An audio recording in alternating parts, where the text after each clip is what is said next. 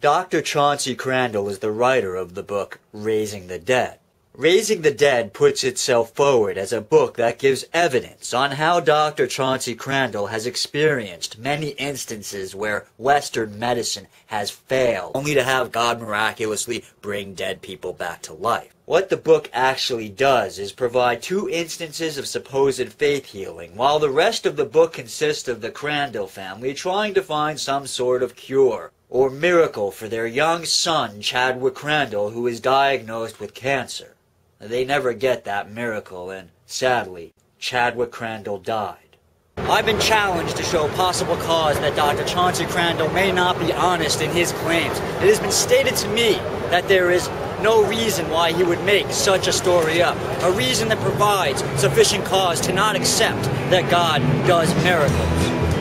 I accept that challenge. I know there's no use getting angry. I know there's no use being sad.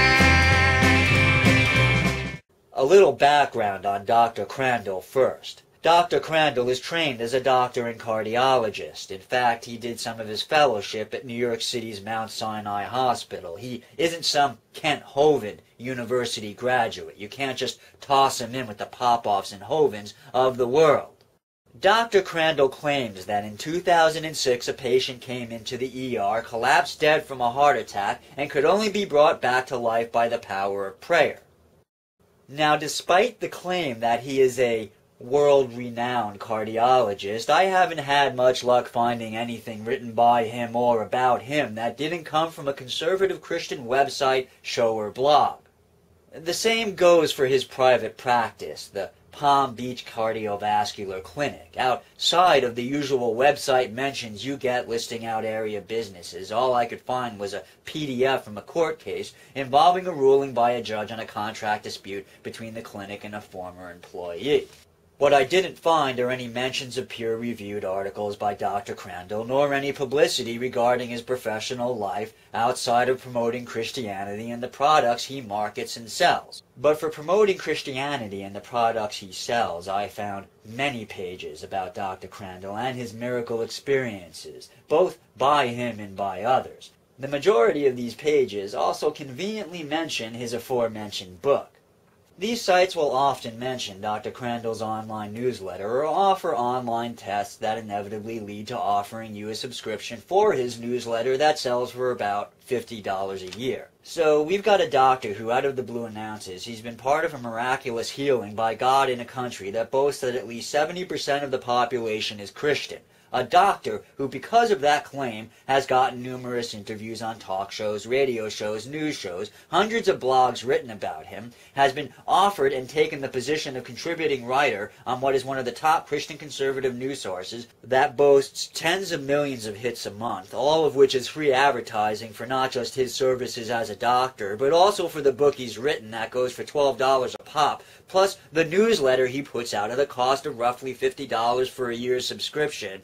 Just on a quick cost-profit analysis, if we think casually about how much he would have had to have paid for this sort of advertising to get the increase in client base that he's getting from solidly connecting himself to the conservative Christian movement, especially the charismatics, when you take into consideration all the wealth he gets from that connection, from the additional traffic to his businesses, subscribers to his newsletter, and purchases of his book, man, that's a lot of money. That is definitely good reason to wake up one day and say, to hell with it.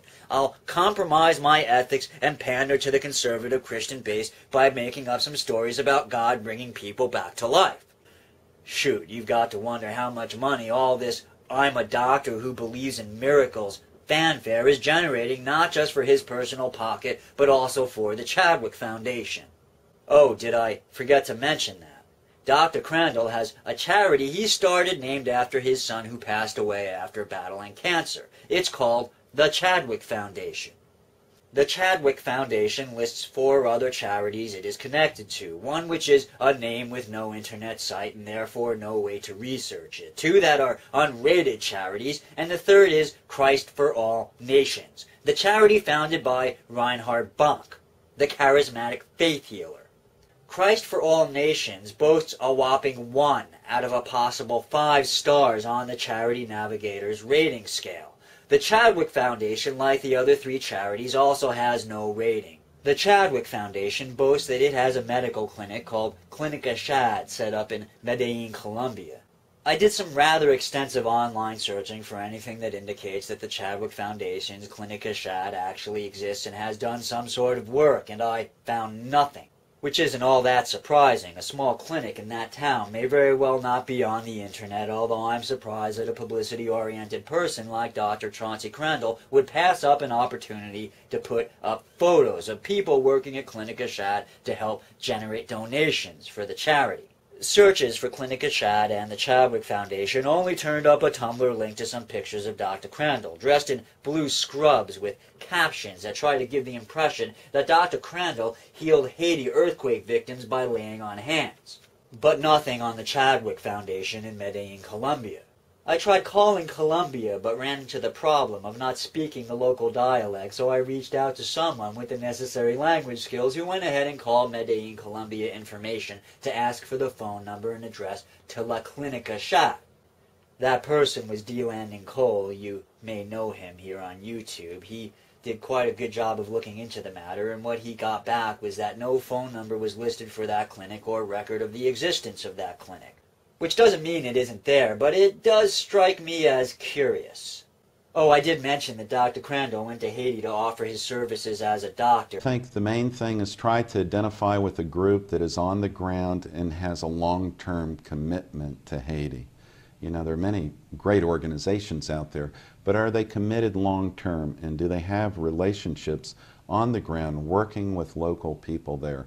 Those are the people that I would donate money to and give assistance. And what they need right now is really cash. They don't need you to send rice or black beans. It's difficult to get that over there, but they need your money. And I would identify with many of the missionary groups that are on the ground, many of the churches that are there, the Red Cross and other relief organizations that have a long-term commitment to see Haiti turn around. I'm going to run with his advice and offer a list of reputable charities that are actually doing good work in Haiti that helps with rebuilding. I'll provide you a link to this page on Charity Navigator that tells you how to donate wisely. You'll notice that neither the Chadwick Foundation or its connected charities appear on that list. There are other groups doing good work in Haiti that aren't on that list. For example, Cuba sent doctors to help out with the relief effort and has had people on the ground in Haiti helping to train medical personnel for years. Yes, I'm aware that many of you will say that Fidel Castro has the ulterior motive of sending aid so that he can build friendships, gain favor, and in the end run turn a profit for himself and his country, and I say, you're absolutely right. I have no problem with Fidel Castro using his charitable work to boost his own profits, or with Dr. Chauncey Crandall using his visits to Haiti to bring himself greater publicity, but there does come a moment when you have to look at the why behind the what, and determine if the good works a person does can be defined as simply good. As to if the good Dr. Crandall did in Haiti is overbalanced by the bad he does by offering support to the morally reprehensible con artist industry that is faith healing, well, that is hard to determine at just a casual glance. With a faith healer like Peter Popoff, the harm being done is clear, and the scales tip easily with Popoff weighing down the guilty side with plenty of pounds to spare. But Dr. Crandall, it is not as straightforward a scenario. This is America, a land where, when it comes to Christianity, the goalposts for proof of morally questionable behavior are raised higher. What would be considered outright criminal behavior when secular is often given a wink and a nod, or at least a look the other way, by those in power once the label of Christian faith is tacked onto it. What Dr. Crandall believes is open to dispute, but I do think I've laid to rest any claims that there is no logical reason why Dr. Chauncey Crandall would lie about his witnessing of miracles. This is the True Pooka coming to you from Times Square in New York City, saying, check the facts, and in the absence of facts, be circumspect.